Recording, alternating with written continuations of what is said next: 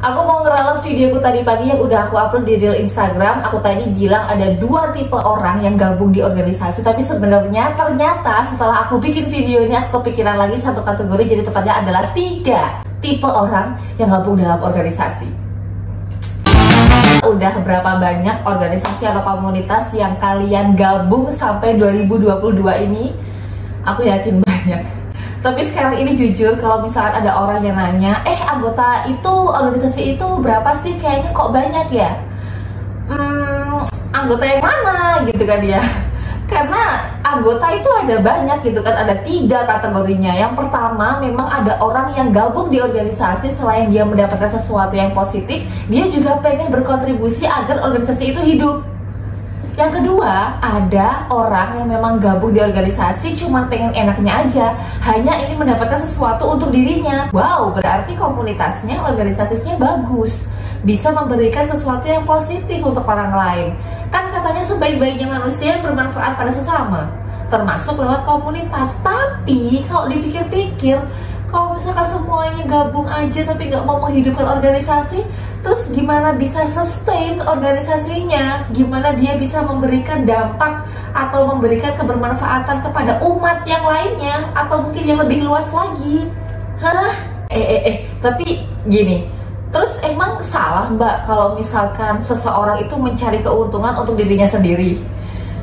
Ya udah sifat alami manusia mungkin ya, dimana orang itu ya cari untung, nggak cari buntung gitu kan ya, maksudnya ya. Ya wajar lah, seseorang gabung organisasi juga tujuannya macam-macam. Keuntungan di sini bukan kebuntungan ya. Yang mereka cari bukan terus kemudian soal dapat duit kok, bukan, nggak selalu keuntungan itu berupa uang, mungkin berupa jejaring, mungkin berupa personal branding, mungkin berupa dia dapat pengalaman, mungkin dia kemudian memiliki media untuk ekspresi bakat dia, passion dia, atau itu menjadi batu loncatan dia untuk ngambil beasiswa, atau dia bisa cari hibah di situ, atau dia bisa melatih kepekaan sosial, melatih leadership dia, dan lain-lain. Artinya dia memang mencari untung di situ. Ya nggak apa-apa, nggak masalah. Cuman itu loh, keberlanjutannya seperti apa? Kalau misalkan memang organisasi itu bagus, memang bisa berkelanjutan begitu ya, untuk memberikan dampak ke orang lain, tapi nggak ada yang mau ngidupin. Nah yang ketiga, ini kategori yang abu-abu. Nah mungkin kita bahas masing-masing lah ya. Tapi kalau misalkan untuk yang kategori pertama kayaknya udah jelas ya bagaimana anggota aktif pada umumnya lah ya. Tapi kalau misalkan yang kedua, ini yang banyak teman-teman juga rasakan gitu kan di organisasi masing-masing. Adakah yang pernah merasakan atau baru nggak setelah nonton video ini gitu kan ya.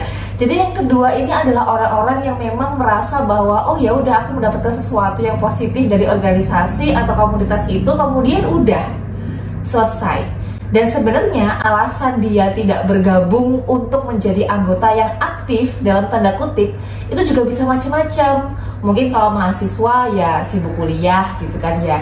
Tapi ini alasan yang banyak banget. Alasannya adalah karena dia belum selesai dengan hidupnya. Hidupnya seperti apa gitu kan ya. Ini kata istilah-istilah senior sih. Jadi hidupnya itu belum selesai. Jadi dia tidak bisa untuk membantu menyelesaikan hidup orang lain melalui organisasi itu. Dia harus fokus menyelesaikan kehidupannya sendiri. Di sini maksudnya konteks ke sandang pangan papan ya. Jadi kan ini tadi pembahasannya adalah organisasi atau komunitas non-profit. Jadi kan ya tidak mungkin, ya mungkin aja sih, tapi maksudnya kebanyakan gitu loh. Kebanyakan kalau mengandalkan kemudian berkomunitas untuk mendapatkan pemasukan, penghasilan dalam bentuk uang, ya kalian sudah bisa tahu jawabannya lah ya. Makanya kenapa akhirnya mereka memilih untuk fokus dan menyelesaikan hidup mereka sendiri. Dan ini bukan hal yang salah sebenarnya, tapi aku cuma menyampaikan beberapa alasan. Dan alasan yang barusan ini adalah alasan yang paling banyak. Tapi ada juga alasan lain, karena disuruh keluar sama pacarnya. Karena pacarnya tahu kalau si dia ini suka atau mungkin ngelihat di organisasi ini ada orang yang tipe-tipe yang kemungkinan disukai sama pacarnya, daripada kecantol gitu kan ya, akhirnya disuruh keluar aja. Nggak, ini serius. Ini aku nggak bercanda, ini serius beneran ada gitu kan ya. Oke, ini yang kategori kedua kayaknya cukup. Nanti kalau misalkan teman-teman punya pendapat lain bisa tulis di kolom komentarnya. Dan kategori yang ketiga, kalau diajak, aduh maaf aku sibuk, masih ada kerjaan ini, ada kerjaan itu. Kalau nggak diajak, kok aku nggak diajak, aku nggak kompeten ta, aku ini ta, nggak bisa kerja gitu ta, makanya aku nggak diajak. Playing victim, Bu. Diajak bilangnya sibuk, nggak diajak malah nyalahin orang. Ya dia nggak bilang nyalahin sih, tapi kayak memposisikan kita itu yang salah gitu loh. Jadi bingung mau kita tuh gimana, mau diajakin ya bilangnya sering sibuk, tapi kalau nggak diajakin kok bilangnya seolah-olah dia nggak kompeten, terus kita ngerasa kalau kayak kita itu yang bilang dia itu nggak bagus kerjanya. Makanya tadi aku bilang abu-abu, bingung kan. Jadi kayak dinamika perorganisasian atau perkomunitasan yang sifatnya non profit ya. Sekali lagi ini yang non profit. Pokoknya gitu deh. Menurut kalian gimana?